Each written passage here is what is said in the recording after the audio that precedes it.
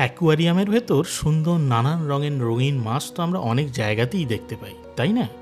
কিন্তু যদি একটা আস্ত সমুদ্রের ভেতর ঢুকে মাছ দেখি তাহলে কেমন হয়? মন্দ হয় না বলুন? হ্যাঁ, ব্যাপারটা কিন্তু বেশ এক্সাইটিং। চলুন আজ এরকমই একটা অ্যাকোয়ারিয়াম আপনাদের ঘুরিয়ে দেখাই।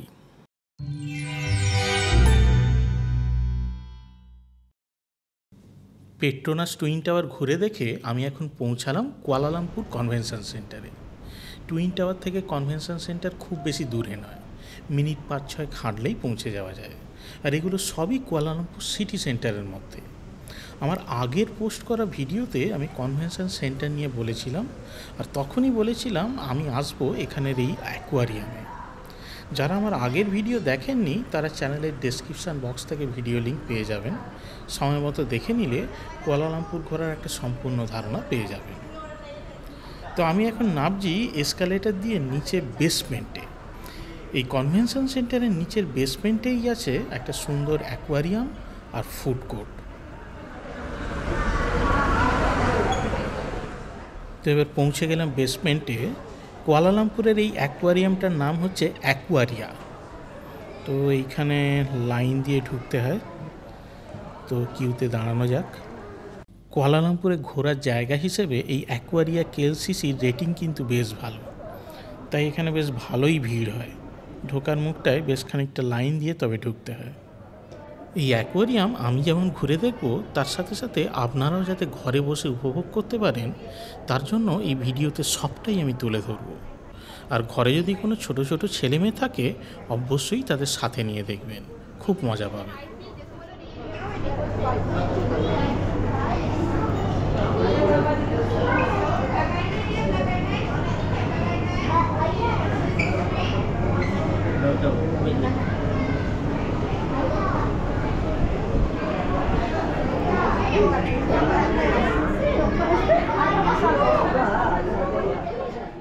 আর এই সামনেই রয়েছে টিকিট কাউন্টার, অনস্পট টিকিট এখান থেকে বিক্রি হয়।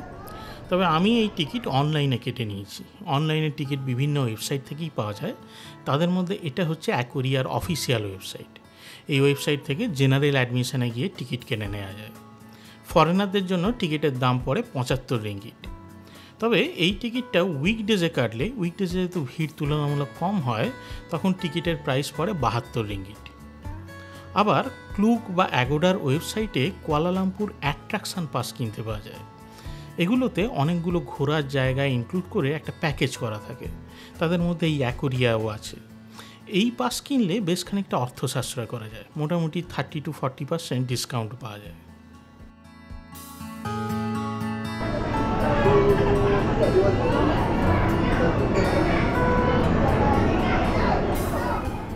আমি যেহেতু অনলাইনে টিকিট কেটে নিয়েছি, তাই ইমেলে আমার একটা বুকিং কনফার্মেশান আর তার সঙ্গে একটা কিউআর কোড চলে এসেছে।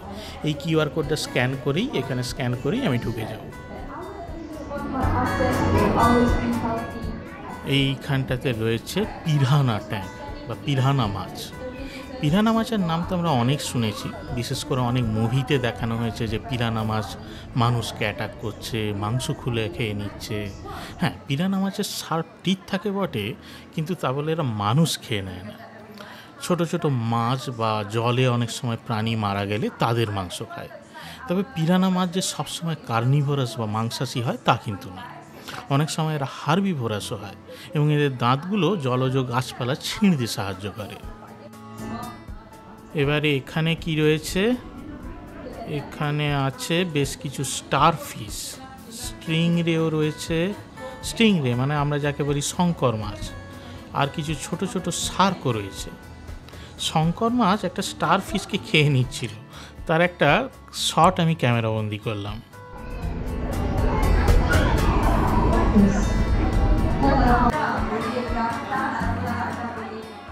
এখানে সব এলসিডি টিভিগুলোতে যে মাছগুলো এখন দেখছি তার বৈশিষ্ট্যগুলো, ইন্টারেস্টিং ফ্যাক্ট সব লেখা আছে। এখানে অনেকগুলো টানেল রয়েছে, তার মধ্যে আমি রয়েছি প্রথম টানেলে। এই অ্যাকোয়ারিয়ামটায় রাখা রয়েছে বিভিন্ন প্রজাতির ক্লাউন ফিশ। এই ক্লাউন ফিশগুলো কিন্তু সাধারণত আমরা কোরাল রিফে দেখতে পাই, সেই জন্য কোরাল স্ট্রাকচারও করা হয়েছে।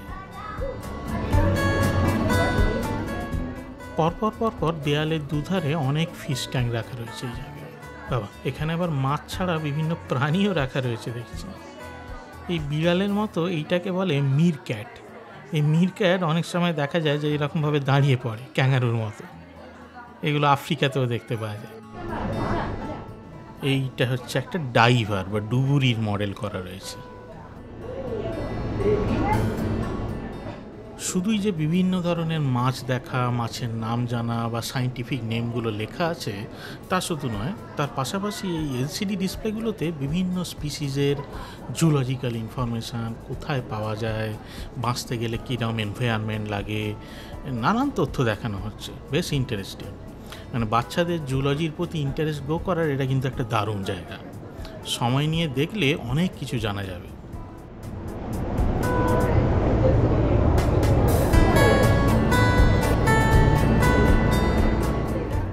এই টানেলে দু দেয়াল জুড়েই কিন্তু পরপর অনেক কাঁচের ঘরে প্রচুর মাছ রাখা রয়েছে। তার কিছু ক্লোজড হাইলাইট আমি আপনাদের দেখানোর চেষ্টা করি। এই ধরনের মাছ খুব কমন মাছ, যে কোনো অ্যাকোয়ারিয়ামেই আমরা এই ধরনের কালারফুল মাছ দেখতে পাই।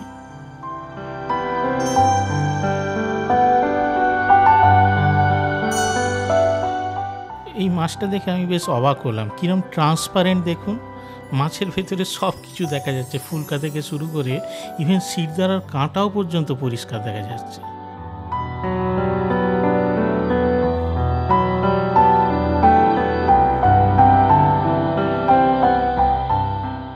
এই অরেঞ্জ কালারের মাছগুলো হচ্ছে ক্লাউন ফিশ।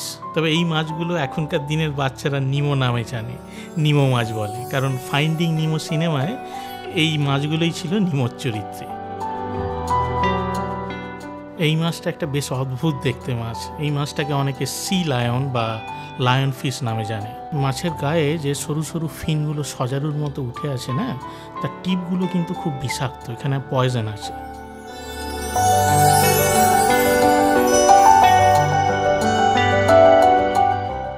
এই মাছগুলোকে বলে ইল মাছ। এই মাছগুলো আবার কোরাল রিফের মধ্যে যে গর্ত তৈরি হয়, সেই গর্তের মধ্যে ঢুকে বসে থাকে।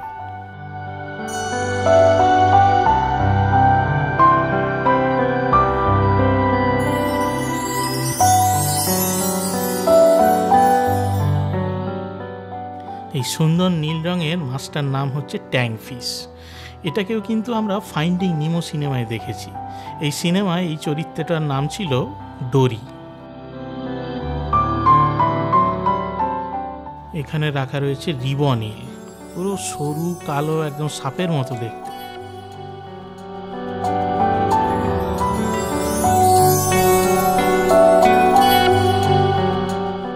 এবারে চলে এসেছে জায়েন্ট অক্টোপাস, বিশাল বিশাল সব টেন্টাকলস বা সুঁড়।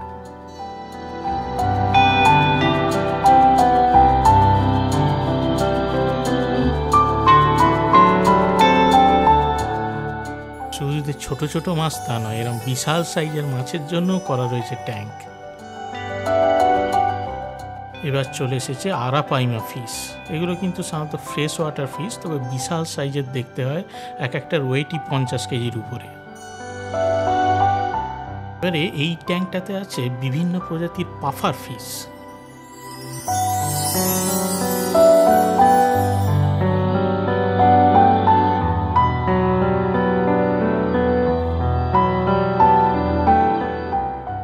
এই সুন্দর দেখতে মাছটার নাম ভ্যালেন্টিনি পাফার।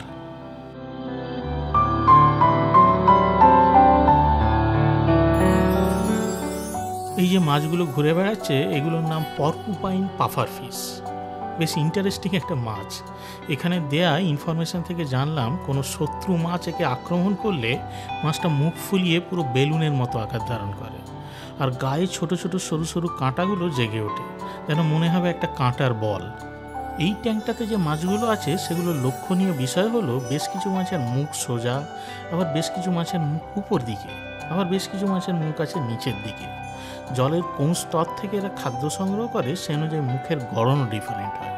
যেমন এই মাছের মুখটা উপর দিক করা, এরা হচ্ছে সারফেস ফিডার, মানে জলের সাধারণত উপর দিক থেকে সুপ্রালিটারাল স্তর থেকে খাদ্য সংগ্রহ করে। এখানে যে মাছগুলো এখন দেখছি, এইটার নাম হচ্ছে মার্শ স্কিপার। এই মাছটা কিন্তু আমাদের সুন্দরবনেও দেখা যায়। এই লম্বা ট্যাঙ্কটা কি সুন্দর দেখুন, মাছগুলো পুরো সার্কেলের মতো ঘুরে চলেছে এখানে।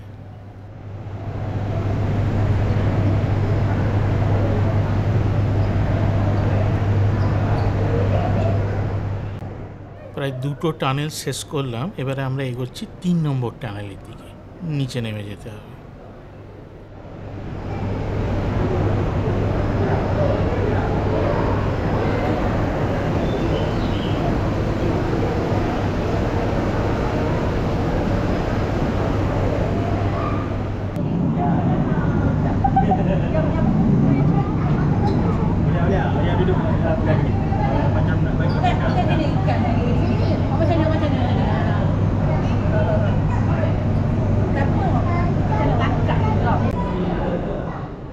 এইবারে আমি ঢুকবো একটা ইন্টারেস্টিং টানেলে, নাম হচ্ছে the living ocean. Wow, something interesting here. তো এই হচ্ছে লিভিং ওশান টানেল। একটা ছোটোখাটো সমুদ্রে ঢুকছি মনে হচ্ছে। এটাই হচ্ছে অ্যাকোয়ারিয়ার সবথেকে ইন্টারেস্টিং টানেল। বিরাট একটা জলাধারের মধ্যে সামুদ্রিক জীবজগৎ তৈরি করা হয়েছে, আর আমরা এই কাঁচের ঘেরা টানেলের মধ্যে দিয়ে সব দেখতে দেখতে যাব। দারুণ কিন্তু এই জায়গাটা। তো চলুন বেশি কথা না বলে দেখা এখানে কি কি দেখলাম।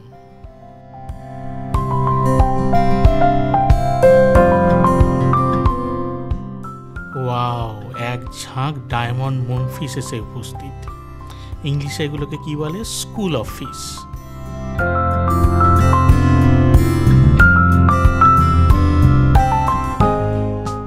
এবারে আমাদের সামনে দিয়ে ভেসে বেড়াচ্ছে বিভিন্ন প্রজাতির শার্ক বা হাঙর।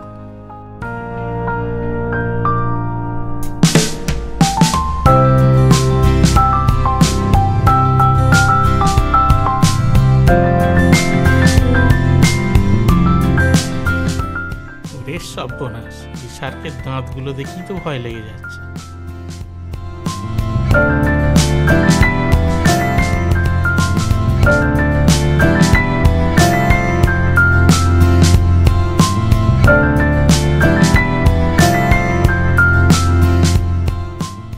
জলাধারটাকে সুন্দরভাবে সাজিয়ে এক্স্যাক্টলি পুরো সমুদ্রের তলায় যেমন কোরাল রিফ থাকে, পুরো সেই ফিলিংসটা আসছে। পুরো যেন মনে হচ্ছে আমরা সমুদ্রের তলাতেই আছি।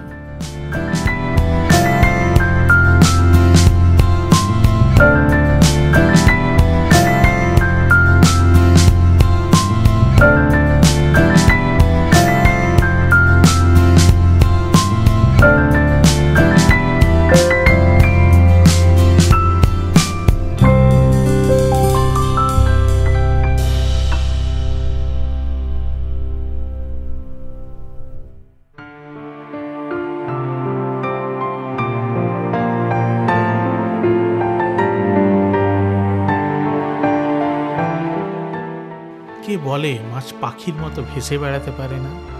এই স্ট্রিংরেগুলোকে দেখলে মনে হবে জলের মধ্যে যেন এক বিশাল পাখি ডানা মেলে উড়ে যাচ্ছে।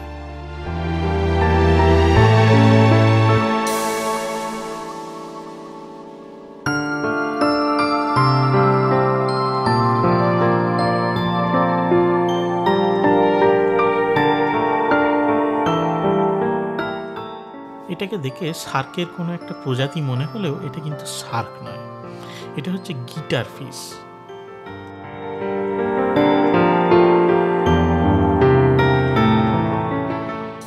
এইবার চলে এসেছে গ্রে রিফ শার্ক।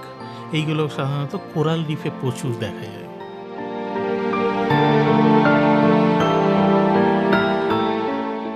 লক্ষ্য করলাম কোরাল রিফের গর্তে একটা বিরাট ইল মাছ লুকিয়ে আছে।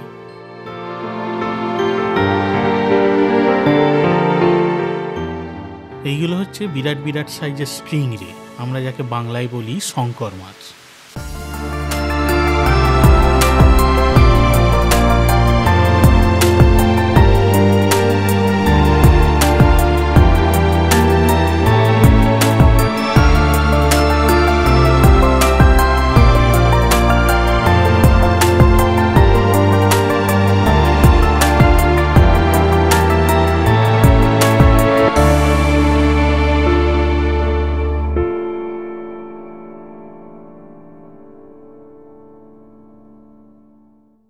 সমুদ্রের কোরাল রিফগুলোতে প্রায় যত ধরনের মাছ দেখা যায় তা প্রায় সবই এখানে আমি দেখতে পাচ্ছি। এগুলো সাধারণত আমরা বিবিসি বা ন্যাশনাল জিওগ্রাফিকের ডকুমেন্টারি মুভিতে দেখে অভ্যস্ত, কিন্তু এখানে একবারে চোখের সামনে এগুলোকে দেখছি। এবারে সামনে ঘুরে বেড়াচ্ছে জিব্রা স্পটেড শার্ক।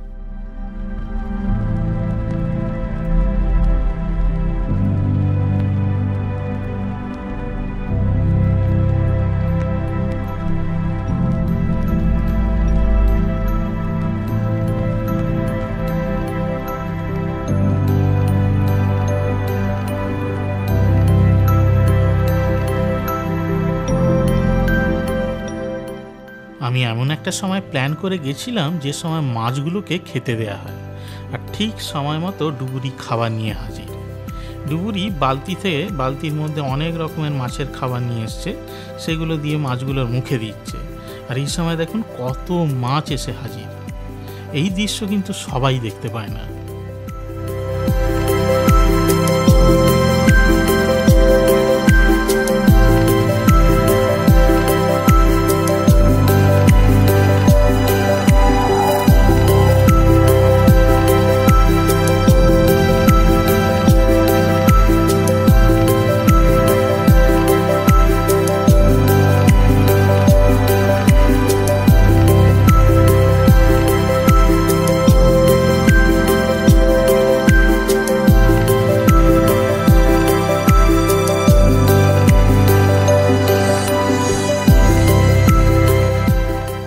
চলে এসেছে বিশাল সাইজের সি টার্টেল বা সামুদ্রিক কচ্ছপ।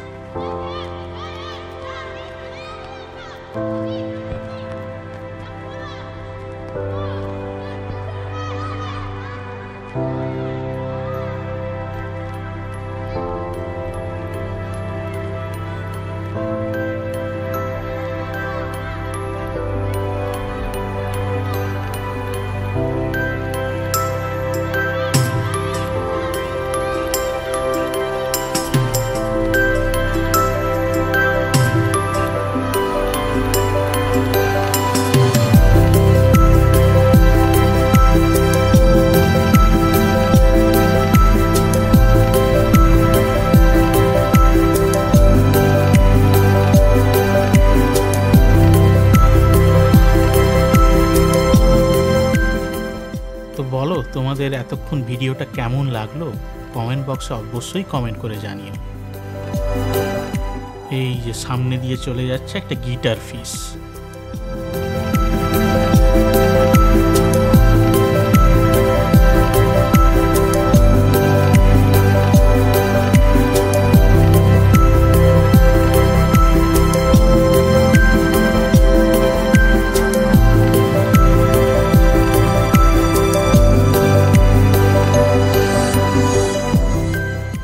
এই জায়গায় বসে আছে শার্কেরই একটা প্রজাতি, এটার নাম হচ্ছে নার্স শার্ক। নার্স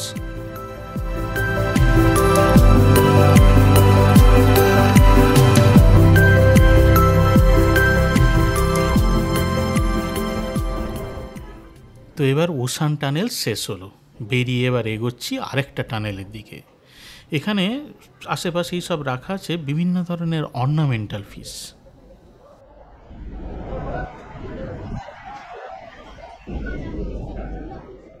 বাহ, সামনেই গ্লোবের মতো অ্যাকোয়ারিয়ামটা কিন্তু বেশ দেখতে দারুণ লাগছে। এর ভেতরে রাখা রয়েছে গ্লো ফিশ। গ্লো ফিশ নামটা শুনে বোঝা যাচ্ছে মাছটা গ্লো করে, কিন্তু না, নিজে থেকে গ্লো করে না, এর গায়ে আলো পড়লে মাছের গায়ের ভাইব্রেন্ট কালারগুলো বেশ জল করে। এই হলটাতে একটা মাছের ইনকিউবেশন সেন্টারের মতো করা হয়েছে, রাখা হয়েছে গভীর সমুদ্রের বেশ কিছু বিরল স্পিসিস। যেমন এখানে রয়েছে একটা বিরল প্রাণী, নাম সি হর্স, বাংলায় যেটাকে আমরা বলি সমুদ্র ঘোটক। এইটা হচ্ছে সি হর্সের ছবি। আর এখানে রাখা রয়েছে পৃথিবীর সব থেকে ছোট শার্ক, ব্যাম্বু শার্ক। বাহ, কি ভাইব্রেন্ট কালারফুল জেলিফিশগুলো ঘুরে বেড়াচ্ছে দেখুন।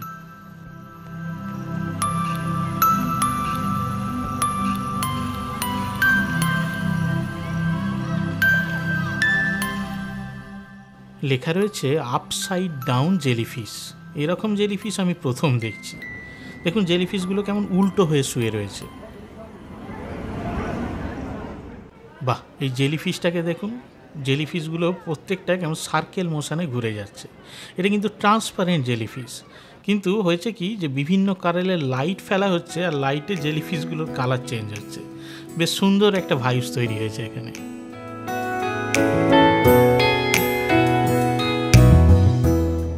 তো সবশেষে আমি পৌঁছে গেলাম ফসিলস মিউজিয়ামে।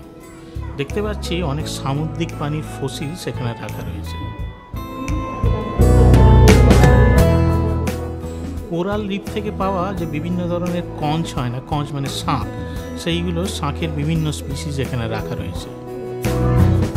তো এবার শেষ করলাম অ্যাকুয়ারিয়া ভ্রমণ, এবার বেরিয়ে যাব। পুরোটা ঘুরতে কিন্তু বেশ ভালোই সময় কেটে গেল, ঘন্টা দেড়েক সময় তো এখানেই কাটিয়ে দিলাম। তার মধ্যে অবশ্য অনেক ভিডিও তুলেছি, ছবি টবি তুলেছি, সেই জন্য সময় গেছে। তবে আমি কিন্তু এখানে ভালোই এনজয় করলাম, আমার কিন্তু বেশ ইন্টারেস্টিং লেগেছে। আপনাদের কেমন লেগেছে অবশ্যই কমেন্ট বক্সে জানাবেন। আর এই রকম ধরনের অ্যাকোয়ারিয়াম এই শুধু যে মালয়েশিয়াতে আছে তা নয়, সাউথ ইস্ট এশিয়ার অন্য অন্য কান্ট্রি যেমন থাইল্যান্ড, সিঙ্গাপুরেও আছে এই রকম ধরনের অ্যাকোয়ারিয়াম। তো এখন আমি হাঁটছি এখানের ফুড কোর্ট দিয়ে, খিদেও পেয়েছে প্রচুর, কোথাও একটা খাওয়া দাওয়া করে নেওয়া যাক। ঢুকে পড়লাম কেনি রোজার রোস্টার্সে, লেখা আছে we want you to be healthy. দেখা যাক কেরম হেলদি খাবার দেয় এখানে।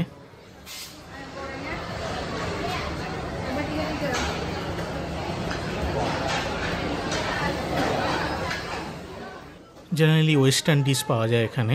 তো একটা চিকেন মিল অর্ডার দিয়েছিলাম, কি দিয়েছে একটা ফ্রায়েড চিকেন, এটা ফ্র্যাগনেন্ট রাইস, আর এটা হচ্ছে স্যালাড, লেটুস আর কি। আর এখানে দিয়ে গেছে কিছু পটেটো ওয়েজেস, আলু ভাজা সোজা কথা। আর নিয়েছি একটা ম্যাঙ্গো জুস। এই হচ্ছে খাবার। তো যাই হোক, আজকের ভিডিও এখানেই শেষ করছি। ভিডিওটা কেমন লাগলো অবশ্যই কমেন্ট করে জানাবেন, আর ভালো লাগলে একটা লাইক এবং শেয়ার করতে ভুলবেন না। ধন্যবাদ।